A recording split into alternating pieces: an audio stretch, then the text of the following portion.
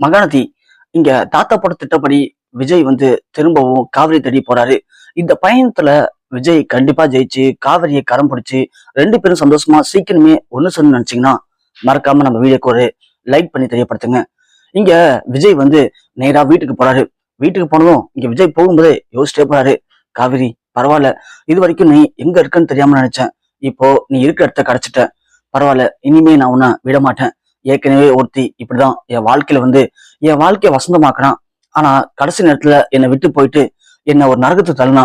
அந்த நேரத்துல நானும் புத்தி கெட்டு போய் என்ன பண்ணணும் ஏது பண்ணணும்னு தெரியாம உன்கிட்ட அப்படி ஒரு தப்பை பண்ணிட்டேன். ஆனா இந்த தடவை ஒன்னு நான் விட்டுற மாட்டேன் காவேரி. நீ எங்க இருக்குங்கிறத நான் கண்டுபிடிச்சிட்டேன். சோ இந்த தடவை உன்னை எப்படி நான் பேசி மனசை மாத்தி என் கூட உன்னை கூட்டிட்டு வருவேன். நீ தான் என் உயிர், நீ தான் என் உலகம்.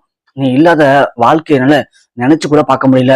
இந்த ஒரு 4 நாளா நான் படுற வேதனைய சொல்றதுக்கு எனக்கு வார்த்தையும் இல்ல, ஆளும் இல்ல காவேரி. கண்டிப்பா இனிமேலும் நான் அந்த தவறை பண்ண மாட்டேன் காவேரி அப்படின்னு இங்க ஒரு உற்சாகத்தோட நம்ம விஜய் போயிட்டு இருக்காரு. வீட்டுக்கு போற விஜயை பார்த்து தாத்தா, என்ன இது, விஜய் இவ்வளவு சந்தோஷமா போயிட்டு இருக்கானே அப்படின்னு. விஜய், விஜய், தாத்தா, சொல்லுங்க தாத்தா. என்னப்பாச்சு, மூஞ்சில ஒரு பிரைட்னஸ் தெரியுது, ஆளே தெளிவா இருக்கியப்பா. என்னாச்சு, காவேரிட்ட பேசிட்டியா? இல்ல தாத்தா, அதை விட முக்கியமான விஷயம் என்னன்னா, இத்தனை நாள் அவங்க நினைச்ச மாதிரி நம்ம விட்டு பிரிஞ்சு போய்தான் நினைச்சேன். ஆனா பரவாயில்ல தாத்தா, காவிரி இப்போ எங்க இருக்கா அப்படிங்கிறத கண்டுபிடிச்சிட்டேன். அதோட இன்னைக்கு ரொம்ப நாளுக்கு அப்புறம் தான் காவிரி மூஞ்சில சந்தோஷத்தை பார்த்தேன். அதை நினைக்கும் போது எனக்கு ரொம்ப சந்தோஷமா இருக்கு தாத்தா. காவிரி சிரிச்ச சிரிப்பை பார்த்ததும் எனக்கு அப்படியே 1000 பட்டாம்பூச்சி மனசுக்குள்ள பறக்கிற மாதிரி இருக்கு.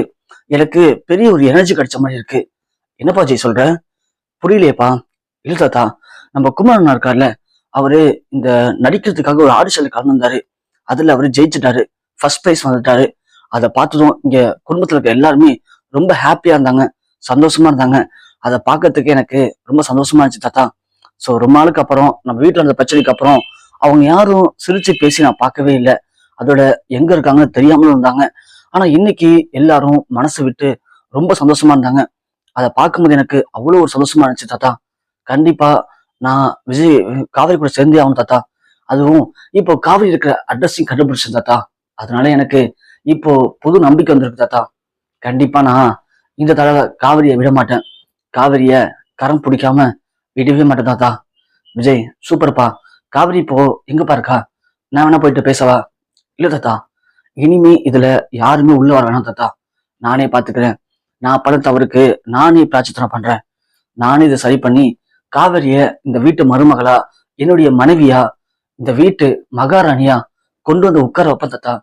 அது வரைக்கும் எனக்கு தூக்கம் கூட வராது தாத்தா. கண்டிப்பா நான் பண்ணுவேன்.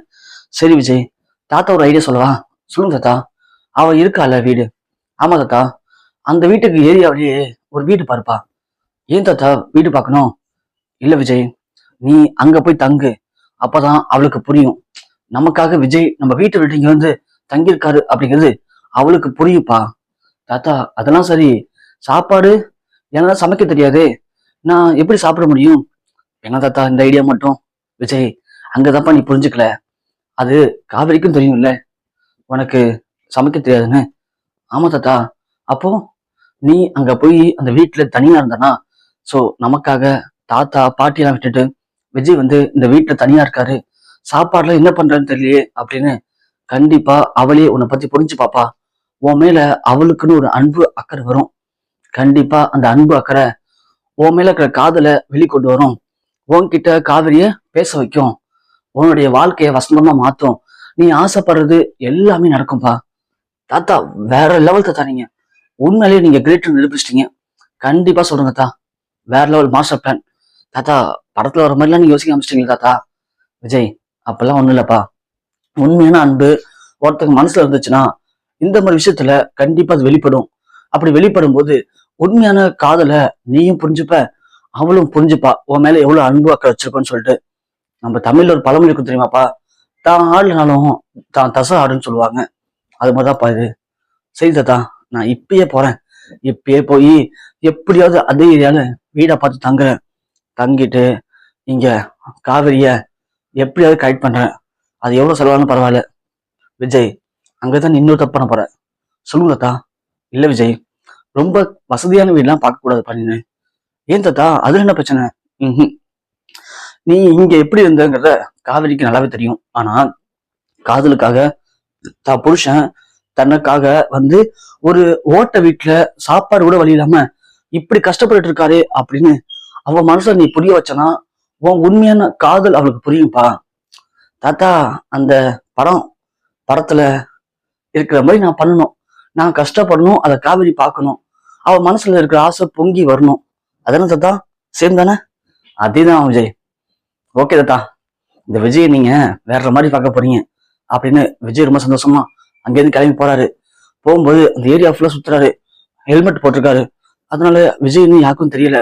இங்க விஜய் என்ன பண்ணலாம் யோசிக்கும் போது கரெக்டா காவிரி வீட்டுல இருந்து ஒருத்தர் வராரு. வெளியே வந்ததும் ஒரு புரோக்கர் வந்து பேசி நிக்கிறாரு. மேல வாடகை விட்டாச்சு, மொட்டை மேல சின்ன ரூம் தான் இருக்கு. அதுல ஒன்றும் பெரிய வசதி இருக்காது, சின்ன ரூம் தான். 1500 வாடகை. அதுக்காவது ஒரு பேச்சுலர் இருந்தா போதும்னு நினைக்கிறேன். ஏன்னா அதுல ஃபேமிலியை தங்க முடியாது, ரொம்ப ஒரு மாதிரி இருக்கும் அப்படின்னு சொல்லி பேசிட்டு இருக்கத விஜய் காது வாங்கலாம். அவர் பேசிட்டு இருக்க மட்டும் பார்த்துட்டு இருக்காரு. யார் அவரு, அவர்கிட்ட இவர் பேசிட்டு இருக்காரு அப்படின்னு சொல்லிட்டு அங்க அவரும் வரவும், அண்ணா அவரு யாருண்ணா அப்படின்னு கேட்கறாங்க. நீ யாருப்பா அப்படின்னு கேட்க, இல்லைன்னா இந்த ஏரியால வீடு பார்த்துட்டு இருக்கேன் அதான். அப்படியா, நீங்க எத்தனை பேருப்பா? நான் ஒரு ஆள் தானே. பட்ஜெட் எவ்வளவு பாக்குறேன்? ரொம்ப கம்மியா பாக்குறேன்னு. ஒரு 1500 ஓகேவா? 1500 ஓகேண்ணே. அந்த ஆள் வீட்டுக்கு மாடில ஒரு வீடு இருக்குப்பா. அப்படியா, உண்மையானு? ஆமா தம்பி. அண்ணா 1500 2000 தரேன், பரவாயில்ல நான் முடிச்சு கொடுத்துருங்கண்ணே. என்ன தம்பி, ஏன் அவ்வளவு அவசரம்? இல்லைண்ணா, இங்க நான் வேலை பாக்குறேன், எனக்கு வீடு அர்ஜென்ட்டா தேவைப்படுதாதான். தம்பி, ஒரு ரூம் தான் இருக்கும், காமன் பாத்ரூம் தான் மேல, குளிக்கிறதுக்கு. பரவாயில்லையா? பரவாயில்லண்ணா, ஒரு பிரச்சனை இல்லைண்ணா. காமன் பாத்ரூம்னா யாருன்னு வருவான்? ஓனர் கீழே தங்கியிருக்காருப்பா. ஃபர்ஸ்ட் மாடியில ஒரு குடும்பம் தங்கியிருக்காங்க. நீ மொட்டை மாடியில தங்க போற. அவங்களுக்கும் உனக்கும் காமன் பாத்ரூமும் மேலதான் இருக்கும். பரவாயில்லையா? அண்ணா டபுள் ஓகேண்ணே, பரவாயில்லண்ணே, வாங்கண்ணே அப்படின்னு போயிட்டு இங்க அவரும் ஓனர்கிட்ட பேசுறாங்க. ஓனரும் பார்த்துட்டு பேசி ஓகே பண்ணிடுறாங்க. அவ்வளவுதான். விஜய்க்கு சந்தோஷம் தாங்கல. உடனே தாத்தாவுக்கு ஃபோன் பண்றாரு. தாத்தா, நீங்க சொன்ன மாதிரியே வீடு பாட்டோம் தாத்தா. அப்படியா விஜய், சூப்பர்ப்பா. காவிரி வீட்டுல இருந்து எவ்வளவு தூரம் பார்க்கும் அந்த வீடு? ஐயோ தாத்தா, காவிரி தங்கியிருக்க அதே வீட்டுக்கு மொட்டை மாடில ஒரு சின்ன ரூம் இருக்கு. அந்த ரூமை ஓனர்கிட்ட பேசி வாங்கிட்டேன். இப்போ நான் அந்த ரூம்ல தான் இருக்கேன். விஜய் சூப்பர்ப்பா, நான் சொன்னதை நீ ரொம்ப அழகா புரிஞ்சுக்கிட்ட போலக்கு. அதான் இந்த அளவுக்கு ரெடி பண்ணிட்ட. இது போதுப்பா விஜய். நீ எப்படியாவது அங்கேயே இருந்து பொறுமையா இருக்கணும். ஆனா நீ கோவப்படக்கூடாது. ஏன்னா அவங்க வீட்டுல இருக்கவங்க இதை பார்த்தாங்கன்னா கண்டிப்பா உன்கிட்ட சண்டை போடுவாங்க, பிரச்சனை பண்ணுவாங்க. ஆனா நீ எதை பத்தியும் கண்டுக்காத. உன்னுடைய நோக்கம் அப்படிங்கிறது காவிரிக்கு நீ யாருங்கிறத புரிய வைக்கணும். காவிரிக்கு நீ உன் மேல் நம்பிக்கை வரணும். அதுக்காக அவங்க என்ன பண்ணாலும் அமைதியா இரு, பொறுமையா இருந்து காவிரியை நம்ம வீட்டுக்கு மருமகளை அழைச்சிட்டு வாப்பா. தாத்தா, நீங்க ஒண்ணும் பயப்படாதீங்க, கண்டிப்பா நான் காவிரி அழைச்சிட்டு வருவேன் அப்படின்னு சொல்லிட்டு விஜய் போனை வைக்க, காவிரி அப்பதான் மாடிக்கு வராங்க. மொட்டை மாடிக்கு போலான்னு சொல்லிட்டு மொட்டை மாடிக்கு வர காவிரி விஜயை பார்த்துட்டு ஒரு ஷாக்கா நிக்கிறாங்க. என்னத்துக்கு இப்ப இங்க வந்தீங்க நீங்க? இங்க பாருங்க, நான் தான் உங்க வீட்டு வந்துட்டால, ஏங்க திரும்ப திரும்ப நான் எங்க போன வந்துட்டே இருக்கீங்க? நீங்க எப்படி வந்திருந்தாலும் சரி, எங்க வந்திருந்தாலும் சரி, என்னால உங்களை விட்டு போக முடியும் தெரிஞ்சு போச்சு. இருந்தாலும் நானே கஷ்டப்பட்டு பல்ல கடிச்சிட்டு இங்க இருக்கேன். அப்படி இருக்கும்போது இப்படி அடிக்கடி வந்து என் முன்னாடி நின்று என்ன லுக்கு விட்டு இருந்தீங்கன்னா நான் என்ன பண்ண முடியும்? இதே நீங்க போங்க அப்படின்னு சொல்லிட்டு விஜய பாக்குறாங்க காவேரி. போங்கன்னா போக மாட்டீங்களா? இங்க பாருங்க, நீங்க பண்ண தப்புக்கு தாங்க இவ்வளவு பிரச்சனையுமே. நீங்க மட்டும் நான் கேட்கும் போதே அந்த கான்ட்ராக்ட் மேரேஜை பத்தி சொல்லியிருந்தா, அதை கிழிச்சு போடுந்தா இவ்வளவு பிரச்சனை வந்திருக்குமா? ஆனா எல்லாத்தையும் பண்ணி போட்டு இப்ப மன்னிச்சிரு, என் கூட வா, அதை பண்றேன் இதை பண்றேன்னு சொன்னா எப்படி எங்க வீட்டுல ஒத்துப்பாங்க? நீங்க போங்க முதல்ல அப்படின்னு காவேரி அவங்களுக்கு முன்னாடி விஜய் நிக்கிற மாதிரி கனவு கண்டு பேசிட்டு இருக்காங்க. ஆனா உண்மையிலேயே நிக்கிறது விஜய் தான் தெரியாத காவேரி போங்க அண்ணா அப்படின்னு சொல்லிட்டு போயிட்டு செல்லமா விஜய் தள்ள. அப்பதான் காவேரிக்கு தெரியுது இது கனவு இல்லையா அப்படின்னு சொல்லவும் விஜய் காவேரி இது கனவு இல்ல, நினைவுதான்.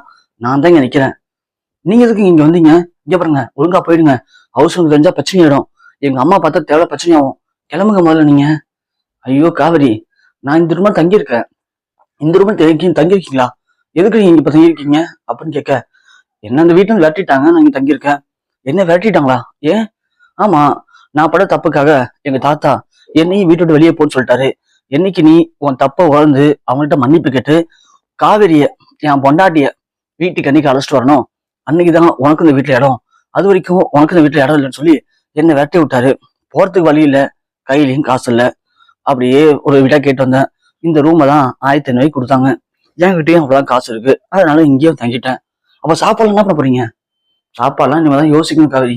என்கிட்ட என்ன இருக்கு, எனக்கு சமைக்கவும் தெரியாது, இந்த வீட்டுல தண்ணி இல்லையா, என்ன பண்ண தெரியாம உட்காந்துருக்கேன் அப்படின்னு விஜய் சொல்ல, இங்க கங்காதுக்குள்ள காவேரி காவேரி யார்கிட்ட பேசிட்டு இருக்க, அம்மா கூப்பிடுறாங்க பாரு அப்படின்னு சொல்ல, இந்த வந்துட்டேன்க்கா அப்படின்னு சொல்லிட்டு காவேரி ஒண்ணு கிளம்பிடுறாங்க.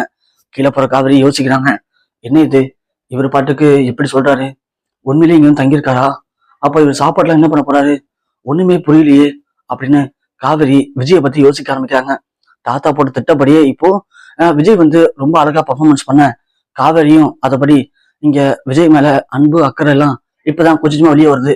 இது மூலயமா காவேரி விஜய் ஒண்ணு சேர்ந்து திரும்பவும் அதே வீட்டுக்கு போய் சந்தோஷமா வாழ்ந்தா நல்லா இருக்கும்னா, மறக்காம நம்ம வீடியோவை தொடர்ந்து சப்போர்ட் பண்ணி ஃபாலோ பண்ணுங்க.